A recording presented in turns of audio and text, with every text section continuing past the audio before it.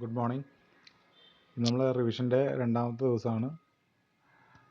നമ്മൾ ഈ revision conduct ചെയ്യുന്നത് നിങ്ങളെ സെക്കൻഡ് സീരീസ് എക്സാമിന് വേണ്ടിയിട്ടാണ്. സെക്കൻഡ് സീരീസ് എക്സാമിൽ നിങ്ങൾ എല്ലാ ഭാഗങ്ങളും നോക്കി പോകാൻ വേണ്ടിയിട്ട് ഒരു ഇനീസിയേഷൻ എന്നുള്ള നിലയ്ക്കാണ് നമ്മൾ ഈ റിവിഷൻ നടത്തുന്നത്. എല്ലാ ഭാഗങ്ങളും വൃത്തിയായിട്ട് നോക്കുക. പ്രധാനപ്പെട്ട ഇമ്പോർട്ടൻ്റ് ആയിട്ടുള്ള കുറച്ച് കാര്യങ്ങൾ മാത്രം നോട്ട് ചെയ്ത് പറയുകയാണ് നമ്മൾ റിവിഷനിൽ ചെയ്യുന്നത്. അപ്പോൾ കുറച്ചധികം ചോദ്യങ്ങൾ നമ്മൾ ആദ്യത്തെ ഭാഗത്തിൽ പറഞ്ഞിരുന്നു. നമ്മുടെ നോട്ട്സിൽ നമ്മൾ കുറേ കാര്യങ്ങൾ എഴുതിയിട്ടുണ്ട്. അപ്പോൾ എക്സാം എഴുതുമ്പോൾ ശ്രദ്ധിക്കുക, ഞാൻ നിങ്ങളോട് എപ്പോഴും പറയുന്ന കാര്യം, എത്ര മാർക്കിനാണോ ചോദിച്ചത് അതിൻ്റെ ബേസ് ചെയ്തിട്ട് വേണം നമ്മൾ എഴുതാൻ. അപ്പോൾ ചെറിയ മാർക്കിന് ചോദിച്ചാൽ കുറച്ച് ഡീറ്റെയിൽ കൂടുതൽ അറിയെങ്കിലും കുറച്ച് കാര്യങ്ങൾ മാത്രം എഴുതുക. വലിയ മാർക്കിന് ചോദിക്കുമ്പോൾ നമുക്ക് കുറച്ചറിയാവുന്ന കാര്യങ്ങൾ കൂടി അതിൻ്റെ സബ്ഹെഡിങ്സ്, ക്ലാസിഫിക്കേഷൻസ് ഒക്കെ ആഡ് ചെയ്തിട്ട് ഇലാബറേറ്റ് ആയിട്ട് എഴുതാൻ ശ്രദ്ധിക്കുക.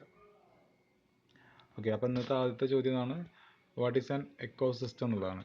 എക്കോസിസ്റ്റം നമ്മൾ ഡെഫിനേഷനെല്ലാം കഴിഞ്ഞ പ്രായത്തിൽ എഴുതിയാണ്. അപ്പോൾ ഡിഫൈൻ എക്കോസിസ്റ്റം എന്ന് പറഞ്ഞാൽ നമുക്ക് ജസ്റ്റ് അതിൻ്റെ ഡെഫിനേഷൻ മാത്രം എഴുതിയാൽ മതി. പക്ഷേ എന്താണ് എക്കോസിസ്റ്റത്തിനെ കുറിച്ച് നമുക്കൊരു 5 മാർക്കിന് അല്ലെങ്കിൽ 10 മാർക്കിനൊക്കെ നമുക്ക് ചോദിക്കാവുന്നേ ഉള്ളൂ. നമുക്ക് കുറേ കാര്യങ്ങൾ നമ്മൾ എക്കോസിസ്റ്റത്തിനെ കുറിച്ച് മനസ്സിലാക്കിയിട്ടുണ്ട്. കുറേ ടൈപ്പ് എക്കോസിസ്റ്റങ്ങൾ മനസ്സിലാക്കിയിട്ടുണ്ട്. ഇപ്പോൾ എക്സാമ്പിൾസൊക്കെ സഹിതം നമുക്ക് ഡീറ്റെയിൽ ആയിട്ട് എഴുതാവുന്നതാണ്. അപ്പോൾ നമ്മൾ ആദ്യം എന്താണ് എക്കോസിസ്റ്റം എന്നുള്ള കാര്യം ജസ്റ്റ് മുന്നേ പറഞ്ഞ പോലെ ഡെഫിനേഷൻ എഴുതിയ കാര്യങ്ങൾ എഴുതാം. പിന്നെ നാച്ചുറലും ആർട്ടിഫിഷ്യൽ എക്കോസിസ്റ്റംസ് ഉണ്ട് നമുക്കറിയാം. നാച്ചുറൽ, ടെറസ്ട്രിയലും അക്വാട്ടിക്കും ആയിട്ട് നമ്മൾ ക്ലാസിഫൈ ചെയ്തിട്ടുണ്ട്. അതായത് ഏതൊക്കെയാണ് ടെറസ്ട്രിയലിൽ വരുന്ന ഏതൊക്കെയാണെന്നുള്ളത് നമുക്കറിയാം. Forest, grassland, desert ecosystem എല്ലാം നമ്മൾ ഡീറ്റെയിൽ ആയിട്ട് നോക്കി. അതേപോലെ അക്വാട്ടിക് എക്കോസിസ്റ്റത്തിൽ വരുന്ന fresh water ecosystem, marine ecosystem എന്നൊക്കെയാണ്. അപ്പോൾ അതൊക്കെ എന്താണെന്നുള്ളത് നമ്മൾ നോക്കി. പിന്നെ ആർട്ടിഫിഷ്യൽ എക്കോസിസ്റ്റം എന്ന് പറഞ്ഞാൽ അഗ്രികൾച്ചർ ലാൻഡ്, ആർട്ടിഫിഷ്യൽ പോണ്ട്, അങ്ങനെയുള്ള കാര്യങ്ങളാണ് നമ്മൾ ആർട്ടിഫിഷ്യൽ എക്കോസിസ്റ്റമായിട്ട് കണക്കാക്കാമെന്ന് പറഞ്ഞിരുന്നു. ഈ പറഞ്ഞ പോയിന്റുകളെല്ലാം നമുക്ക് അതിൻ്റെ എല്ലാം ഡീറ്റെയിൽ നമ്മൾ പഠിച്ചിട്ടുള്ളതാണ്. അപ്പോൾ നമുക്ക് ആവശ്യമെങ്കിൽ അതിൻ്റെ ഡീറ്റെയിലേക്ക് കിടക്കാവുന്നതാണ്.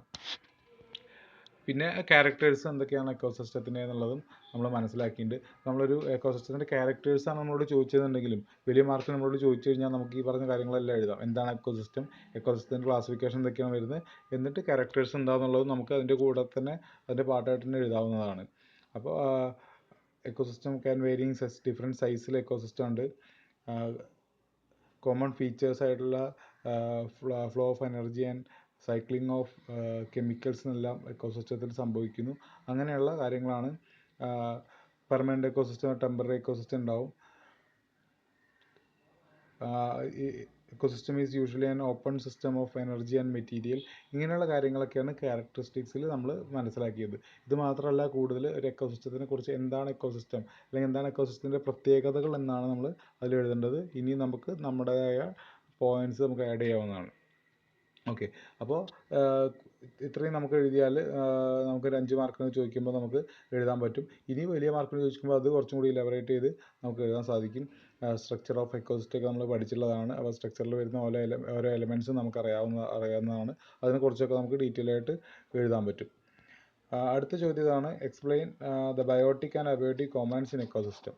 ഇപ്പോൾ നമ്മൾ പറഞ്ഞ എക്കോസിസ്റ്റത്തിൽ തന്നെ നമ്മൾ പറഞ്ഞ സ്ട്രക്ചർ ഓഫ് എക്കോസിസ്റ്റം പറയുമ്പോൾ 2 മെയിൻ എലമെൻറ്റ്സ് ആയിട്ട് നമ്മൾ പറയുന്നതാണ്, മെയിൻ കോമ്പണൻസ് ആയിട്ട് നമ്മൾ പറയുന്നതാണ് ബയോട്ടിക് ആൻഡ് അബയോട്ടിക് കോമ്പണൻസ് അല്ലേ. അപ്പോൾ എന്താണ് അബയോട്ടിക് കോമ്പണൻസ്?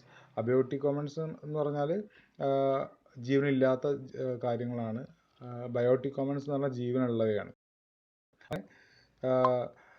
നമ്മൾ എന്തൊക്കെ പറയുന്നുണ്ട് ബയോട്ടിക് കോമ്പണൻസിൽ? പ്രൊഡ്യൂസേഴ്സ്, കൺസ്യൂമേഴ്സ്, ഡീകമ്പോസേഴ്സ് എന്നെല്ലാം നമ്മൾ പറയുന്നുണ്ട്. എന്താണ് പ്രൊഡ്യൂസേഴ്സ്? ഫുഡ് ഉൽപ്പാദിപ്പിക്കുന്ന ഗ്രീൻ പ്ലാന്റ്സ് പോലെയുള്ള സാധനങ്ങളാണ് പ്രൊഡ്യൂസേഴ്സ്. അതിൻ്റെ എക്സാമ്പിൾസ് നമ്മൾ മനസ്സിലാക്കിയുള്ളതാണ്.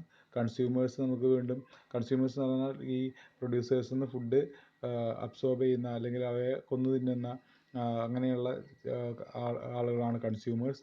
അവയെ പ്രൈമറി, സെക്കൻഡറി, ടെർഷറി എന്നൊക്കെ ആയിട്ട് നമുക്ക് ക്ലാസിഫൈ ചെയ്യാൻ പറ്റും. അതിൻ്റെ എക്സാമ്പിൾസ് നമുക്ക് എഴുതാൻ പറ്റും. എന്താണ് primary consumer, secondary consumer, tertiary and quaternary consumer എന്നുള്ളതൊക്കെ നമുക്ക് അറിയാവുന്നതാണ്. അത് നമുക്ക് ആഡ് ചെയ്ത് എഴുതാൻ പറ്റും. ഓക്കെ, ജസ്റ്റ് നമ്മൾ പോയിന്റുകൾ മനസ്സിലാക്കേണ്ട പോയിന്റുകൾ മാത്രമാണ് നോട്ട് ചെയ്തിട്ടുള്ളൂ. ചില കാര്യങ്ങൾ നോട്ടിൽ നമ്മൾ കൊടുത്ത കാര്യങ്ങൾ തന്നെയാണ് ഇതെല്ലാം. അപ്പോൾ അതിൻ്റെ എക്സ്പ്ലനേഷൻ എല്ലാം നിങ്ങൾ നോട്ട് റെഫർ ചെയ്ത് മനസ്സിലാക്കി വെക്കേണ്ടതുണ്ട്. ഡീകമ്പോസേഴ്സ് എന്താണെന്നുള്ളതാണ്. ഡെഡ് ആയി കഴിയുമ്പോൾ ഡീക്കേ ചെയ്യുന്ന, അതിനെ നശിപ്പിച്ച് കളയുന്നത്, മണ്ണിലേക്ക് ചേർക്കുന്നതൊക്കെ ഡീകമ്പോസേഴ്സാണ്. അപ്പോൾ ഏറ്റവും മൈന്യൂട്ടുള്ള ഓർഗാനിസംസിലേക്ക് ബാക്ടീരിയയൊക്കെയാണ് നമ്മൾ ഡീകമ്പോസേഴ്സായിട്ട് കണക്കാക്കുക. അബയോട്ടിക് കോമ്പണൻറ്റ് നമ്മൾ പറഞ്ഞു, നോൺ ലിവിങ് ആയുള്ള കോമ്പണൻസ് ആണ് അബയോട്ടിക് കോമ്പണൻസ് എന്ന് പറഞ്ഞു.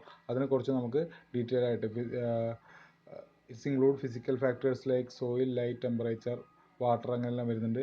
കെമിക്കൽ ഫാക്ടേഴ്സ് ആയിട്ടുള്ള ഓർഗാനിക് പിന്നെ ഓർഗാനിക് ആയിട്ടുള്ള കോമ്പൗണ്ട്സ് എല്ലാം അബയോട്ടിക് കോമ്പണൻസിൽ നമുക്ക് പറയാൻ സാധിക്കും. ഓക്കെ, അടുത്ത ചോദ്യം ഇതാണ്, explain about grass land ecosystem. Grass land എക്കോസിസ്റ്റത്തിനെ കുറിച്ച് എക്സ്പ്ലെയിൻ ചെയ്യാനാണ് ടൈപ്പ് ഓഫ് എക്കോസിസ്റ്റം ആയിട്ട് നമ്മൾ മനസ്സിലാക്കിയുള്ളതാണ്. അപ്പോൾ എന്താണ് ഗ്രാസ് ലാൻഡ് എക്കോസിസ്റ്റം അപ്പോൾ നമ്മളതിന് ഇൻട്രൊഡക്ഷനായിട്ട് grass land occupy 20% of earth എന്നുള്ള കാര്യങ്ങളൊക്കെ ബേസിക് കാര്യങ്ങളൊക്കെ നമ്മൾ പറഞ്ഞു. പിന്നെ നമുക്ക് എന്ത് ചെയ്യാൻ പറ്റും, അതിൻ്റെ ടൈപ്സ് എഴുതാൻ പറ്റും. Tropical grass land, temperate grass land, polar grass land, ഇവയൊക്കെയാണ് നമ്മൾ ടൈപ്സ് പഠിച്ചത്. ഈ ടൈപ്സിൻ്റെ ഫീച്ചേഴ്സ് എന്താണെന്നുള്ളത് നമ്മൾ മനസ്സിലാക്കിയിട്ടുണ്ട്. ആ ഫീച്ചേഴ്സ് അതിൻ്റെ എക്സാമ്പിൾസൊക്കെ നമുക്ക് ഇതിൻ്റെ കൂട്ടത്തിൽ ആഡ് ചെയ്യാവുന്നതാണ്. അതേപോലെ ക്യാരക്ടറിസ്റ്റിക്സ് എന്തൊക്കെയാണ് ഗ്രാസ് ലാൻഡ് എക്കോസിസ്റ്റത്തിൻ്റെ ക്യാരക്ടറിസ്റ്റിക്സ് നമ്മൾ മനസ്സിലാക്കിയുള്ളതാണ്. അപ്പോൾ അതും നമുക്ക് നോട്ട് ചെയ്യാവുന്ന കാര്യമാണ് ഈ ചോദ്യം വരുമ്പോൾ. അടുത്തത് വാട്ട് ഈസ് ബയോഡൈവേഴ്സിറ്റി എന്നാണ് ചോദിച്ചുള്ളത്. It deals with the degree of natural variety.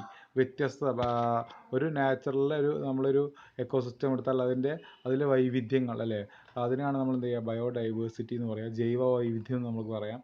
അപ്പോൾ അതിനാണ് നമ്മൾ ബയോഡൈവേഴ്സിറ്റി എന്ന് പറയുക. ബയോഡൈവേഴ്സിറ്റി നമ്മൾ മെയിനായിട്ട് genetic diversity, species diversity, ecosystem diversity എന്നൊക്കെയാണ് പറയുക. ജനറ്റിക് ഡൈവേഴ്സിറ്റി എന്ന് പറഞ്ഞാൽ എന്തായിരുന്നു, ഓർക്കുന്നുണ്ടോ?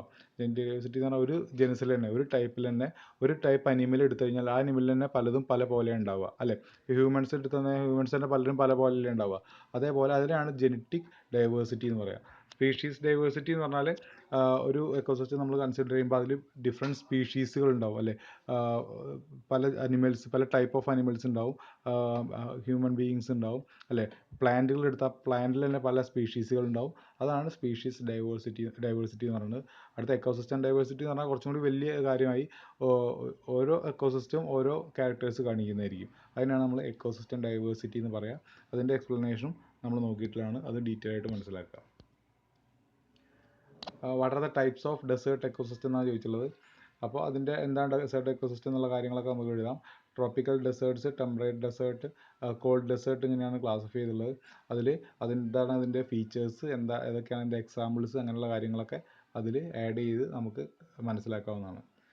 അതേപോലെ ചോദിച്ചുള്ളത് what is in situ conservation of biodiversity എന്നുള്ളതാണ്. അപ്പോൾ അതിന് മുന്നായിട്ട് നമുക്ക് എന്താണ് കൺസർവേഷൻ ഓഫ് ബയോഡൈവേഴ്സിറ്റി എന്ന് മനസ്സിലാക്കേണ്ടതുണ്ട്. കൺസർവേഷൻ എന്ന് പറഞ്ഞാൽ എന്താണ്, സംരക്ഷിക്കുക അല്ലേ. നമ്മൾ നേച്ചറിനെ സംരക്ഷിക്കുന്ന കാര്യമാണ് നമ്മൾ കൺസർവേഷൻ ഓഫ് ബയോഡൈവേഴ്സിറ്റിയിലൂടെ പറഞ്ഞ് ജൈവ വൈവിധ്യത്തെ സംരക്ഷിക്കുക. അതിന് പല കാര്യങ്ങൾ നമ്മൾ പറഞ്ഞിരുന്നു. ഒരു വനം നമ്മൾ അതിൻ്റെ അതേ രീതിയിൽ തന്നെ അതിനെ സംരക്ഷിക്കുക, അല്ലെങ്കിൽ അനിമലിനെ നമ്മളൊരു പ്രത്യേക അതിൻ്റെ ആവാസ വ്യവസ്ഥയിൽ തന്നെ സംരക്ഷിക്കുക. അങ്ങനെയുള്ളതിനൊക്കെയാണ് നമ്മൾ ഇൻസിറ്റു കൺസർവേഷൻ എന്ന് പറയുക. ഇതല്ലാതെ എന്താ ചെയ്യുന്നത്, ഇതല്ലാതെ ഇവ നമുക്ക് എന്ത് ചെയ്യും, ഇവയെ വേറെ സ്ഥലത്തേക്ക് കൊണ്ടുപോകാം അല്ലേ. ഇങ്ങനെ വംശനാശം വന്നുകൊണ്ടൊക്കെ ഇരിക്കുന്ന ജീവികളെ വേറെ സ്ഥലത്തേക്ക് കൊണ്ടുപോകാറുണ്ട് അല്ലേ. അങ്ങനെ അവയുടെ എൻവയോൺമെൻ്റ് അല്ലാതെ മറ്റൊരു എൻവയോൺമെൻറ്റിൽ വെച്ച് എന്ത് ചെയ്യാം, അവയെ നമുക്ക് സംരക്ഷിക്കാൻ പറ്റും. അങ്ങനെയും ചെയ്യുന്നുണ്ട്. നമ്മളോട് ഇൻസിറ്റു കൺസർവേഷനാണ് ചോദിച്ചിട്ടുള്ളത്. അപ്പോൾ അതിൽ നമുക്ക് എഴുതാം അങ്ങനെ, conservation involves the protection of biodiversity within natural habitat അല്ലേ. നാച്ചുറൽ ഹാബിറ്റാറ്റിനെ അതിൽ നിന്നുകൊണ്ട് തന്നെ അതിനെ നമ്മൾ സംരക്ഷിക്കുന്നു. ബയോസ്ഫിയർ റിസർവ്സ്, നാഷണൽ പാർക്സ്, അങ്ങനെ വൈൽഡ് ലൈഫ് സാങ്ച്വറീസ് ഒക്കെ അതിന് എക്സാമ്പിൾസ് ആയിട്ട് നമ്മൾ പറഞ്ഞതാണ്. ഇവയ്ക്ക് എന്താണ് ബയോസ്ഫിയർ റിസർവ്സ്, എന്താണ് നാഷണൽ പാർക്സ്, എന്താണ് വൈൽഡ് ലൈഫ് സാങ്ച്വറി എന്നൊക്കെയുള്ള കാര്യങ്ങൾ നമുക്ക് അറിയാവുന്നതാണ്. അതും വലിയ മാർക്കിനൊക്കെ ചോദിക്കുമ്പോൾ നമുക്കത് ഓരോന്ന് എക്സ്പ്ലെയിൻ ചെയ്ത് അതിൻ്റെ എക്സാമ്പിൾസ് ഒക്കെ പറഞ്ഞ് നമുക്ക് ആഡ് ചെയ്ത് എഴുതാവുന്നതാണ്. ഇനി അഥവാ ഇനി സംരക്ഷിക്കപ്പെടുന്നത് വേറെ സ്ഥലത്തേക്ക് കൊണ്ടുപോയിട്ടാണെങ്കിൽ അതിന് നമ്മൾ എന്ത് ചെയ്യണം, എക്സിറ്റു കൺസർവേഷൻ എന്ന് പറയാറുണ്ടല്ലേ. അപ്പോൾ എക്സിറ്റു കൺസർവേഷൻ എന്താണ്, അതിൻ്റെ മെയിൻ എവിടേക്കാണ് അങ്ങനെ സംരക്ഷിക്കപ്പെടുന്നത്, ഏതെല്ലാം തരത്തിലുള്ള ജീവികളാണ്, അങ്ങനെയുള്ള കാര്യങ്ങളൊക്കെ നമ്മൾ ഡിസ്കസ് ചെയ്തുള്ളതാണ്. അതും നമുക്ക് ആ സമയത്ത് അതിലേക്ക് ആഡ് ചെയ്യാവുന്നതാണ്. ഓക്കെ, അപ്പോൾ ഇന്ന് മെയിനായിട്ട് എനിക്ക് പറയാനുള്ളതാണ്, എക്സാമിന് എഴുതുമ്പോൾ ഞാൻ സ്റ്റാർട്ടിങ്ങിൽ പറഞ്ഞ പോലെ എത്ര മാർക്കിനാണ് ചോദിച്ചത് അതിന് കണ്ട് നമ്മൾ എഴുതുക.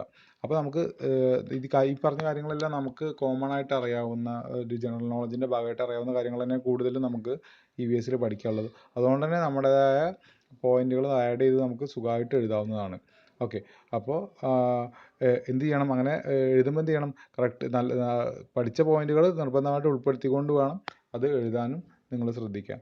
വലിയ മാർക്കിന് ചെറിയ മാർക്കിന് ചോദിക്കുമ്പോൾ അറിയാവുന്നത് ഒരുപാട് എഴുതിയിട്ടും കാര്യമില്ല. അങ്ങനത്തെ കാര്യങ്ങൾ നമ്മൾ എപ്പോഴും തിയറി എക്സാമുകൾക്ക് ആലോചിക്കണം. ഓക്കെ.